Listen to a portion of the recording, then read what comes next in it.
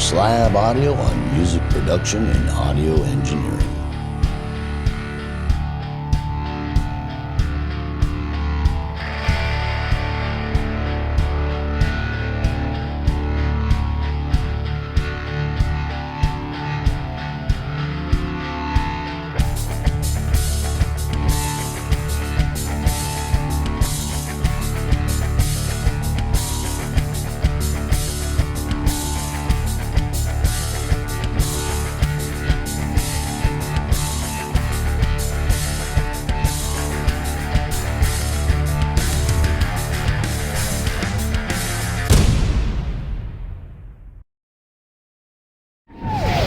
Welcome to Doc Slab Audio and our 5th Master Series.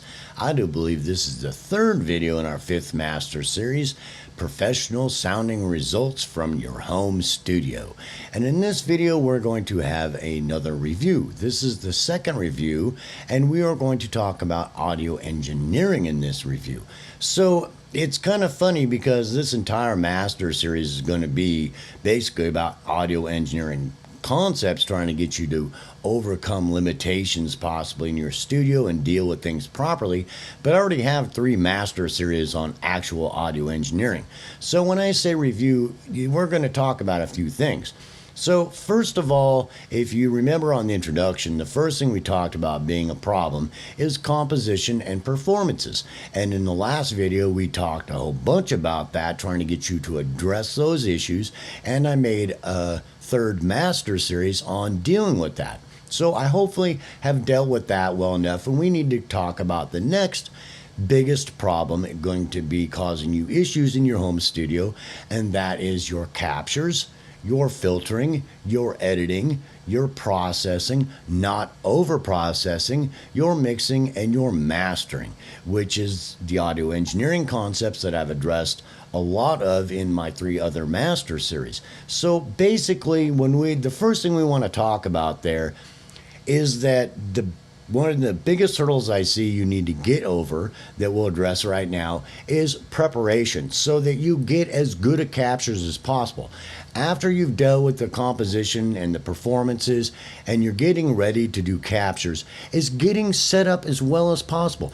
Take your time. Pretend you have to be a recording engineer. That means you have to make sure your guitars, your basses, your drums, your amplifiers, your mics, everything is set up to sound as good as possible. The settings on your synthesizer, settings on your guitar amplifiers, all these things. Take the time there. And it's pretty simple. Why? Because when you go to get captures, you want to take the time to get as good at captures as possible. Running as hot as possible, not clipping, not distorting, not getting saturation when you don't want it. So that you can take those great captures after you've set them up really well and taken the time to get really good, great captures from great performances, that the production can stand on its own. That way, when you get done with that phase as a recording engineer and prep engineer, that you can drag your production into the studio, into the session, and you can do a rough mix, and it sounds pretty good right there, bro. It's ready for you to do audio engineering magic with. That's where you want to be. A whole lot of the magic happens there before you do anything else that we talk about with our audio engineering. You really need to get that in your head, because besides the editing and things like that, I see a whole bunch of people, by the time they get to processing, that they start over processing things. It's a huge problem. You don't want to over process the crap out of things, trying to compensate for problems that you didn't take care of farther back in the production. Now, we are going to talk about a lot of things in the upcoming videos about, hey, you have a room issue or an equipment issue that's causing you a limitation, and so you're going to have to do certain processing to overcome those limitations to make it sound like it was done in a really good professional studio. But don't use that as an excuse to not do a good job in those areas. You got to go in there, pretend like you're at Capitol Records, bro, and you're getting set up for the captures. You are recording recording engineer and pre-prep engineer. You got to see yourself that way as much as you can. You might know you might have to do some processing to compensate for the limitations of your studio, but don't use it as an excuse. Because the better you understand those things as we go through this series, you will be able to compensate for a whole lot of limitations, and most of the limitations your studio has. But don't use it as an excuse to over process, to skip doing really good preparation before your captures and getting really good captures. It's a huge problem because that production needs to stand on its own before any audio engineering is ever done to it. So really get it in your head and really focus on refining yourself in that area. The next thing we come to as we go through this series, there's a whole lot of videos and playlists on my channel to help you address a lot of things we're going to be talking about and make it much clearer why you might want to understand those things as an engineer, because you may need to apply them to your studio. And you of those that are in big professional studios, any of my stuff on my channel can help you refine things. I got two $50,000 microphones, but they don't sound exactly perfect with Hannah while she's singing this beautiful song, and so I have to do some adjustments. And all my stuff on my channel is set up to help you, whether you're in a home studio or a big professional studio, to be able to make those adjustments to make everything sound as good as possible and to overcome limitations that you have. So really keep that in mind, because when you go into like my first master series, there's 164 videos. In my second master series, there's 113. In my third master series with about production we talked about in the last video, and in my fourth master series there's only 9, so you get a break there, are all geared to help you deal with limitations and compensating for what you don't have. Does that make sense? No matter whether it's your equipment or your room or whatever that you got going on, to be able to deal with the issues that you have once you understand you have an issue or a problem, that you have a way of dealing with it so that you can overcome the obstacles you're going to run into. Sometimes you get lucky and you go through my first master series and you don't have to implement a whole lot of those things, but they're options in case you have those issues. You might have issues with your room, you might have issues with your microphone, you might have two good microphones, but you need to compensate for what you have because it's not exactly working with the vocalist you have or the amplifier captures you're getting. It's set up so we don't really need to make a whole nother master series on just audio engineering concepts that I've talked about in these 3 master series, because the information's there.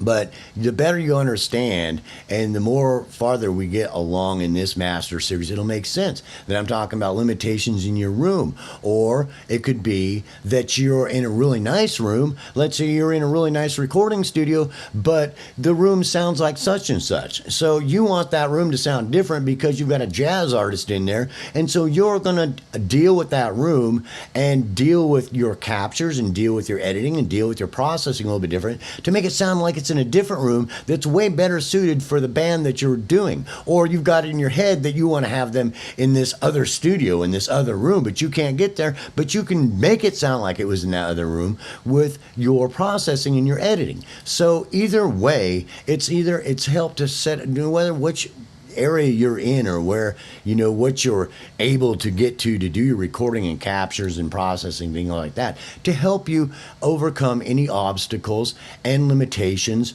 or, anything that you can deal with as an audio engineer to make up for whatever you don't have. Period. It's that simple. And that's why there's so many videos to help you. You may not have to do certain things in certain situations, but it may come up that this one video, way along here that's talking about equalization in my second master series. And you just go, wow, I really probably should apply that because the microphone's not really working and the room doesn't sound quite right, even though I'm in a good studio. And if you're in a not really good studio and you're in your home studio or semi-pro studio, it's like, yeah, I can compensate problems with my microphone not having that good a frequency content or the frequency or the how it's set up to deal with it, compensate with the equalization, and I can go in there and talk about sound sculpting and deal with the saturation issue happening with my more inexpensive microphone. Or I've got a really expensive microphone that would sound a little bit better with a little bit of brown noise, warm it up a little bit, because then Sanity sounds smoky cool, bro. Yeah, dude.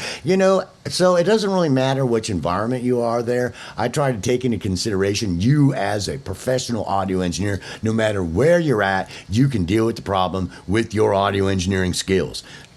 Bam, right there. So sometimes it seems a lot overkill to some engineers because big studios are set up to really have to mess with it. And people got a lot of money, got their choice. They can go any big studio they want to get any sound they want. They can travel all over around the world. I don't have that kind of money, bro. And most people I know recording don't. Does that make sense? But you as a professional audio engineer, you can go, no, you don't have to go see Bob. I can fix your stuff to sound like you're anywhere you want to be, bro. I can compensate for that microphone no matter how expensive it is to make it sound like you were just smoking hot, bro, or smoky, jazzy, cool. Yeah, dude.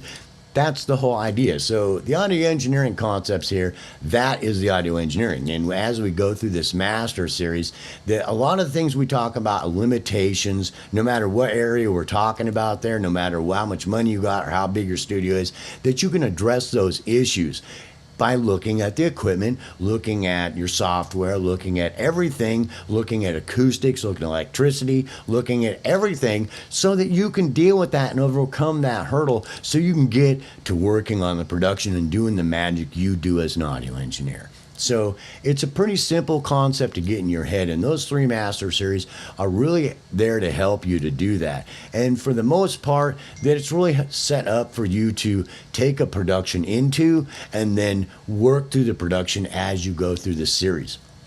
And it wouldn't hurt, my first master series was set up that way, and the second master series is kind of help refine you there, and the 4th master series was really to really help you deal with sonic balance and sonic clarity, that no matter what I said to people, they seemed to have some kind of issue there that had to be addressed to help them overcome that hurdle, because it's a huge thing. Moving stereo fields, moving filtering fields, you're really using your volume automation well, taking everything into consideration pre-production, dealing with the composition, arrangement, and performances to have as good a stuff to work with so you can do magic. So you don't have to do any more than you have to do, come out with a really good production. So I've dealt with most of those issues on my channel and with the master series that are set up. So a lot of that stuff can be reviewed as we go through this master series. You can go back and go, that's why he was talking about that with that equalization. He's got 20 videos on equalization.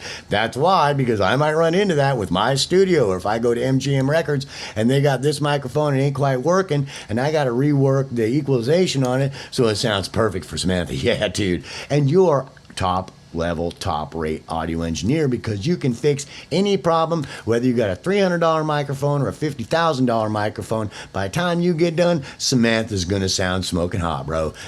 No problems, bottom line. So that's trying to make you as good audio engineer as possible.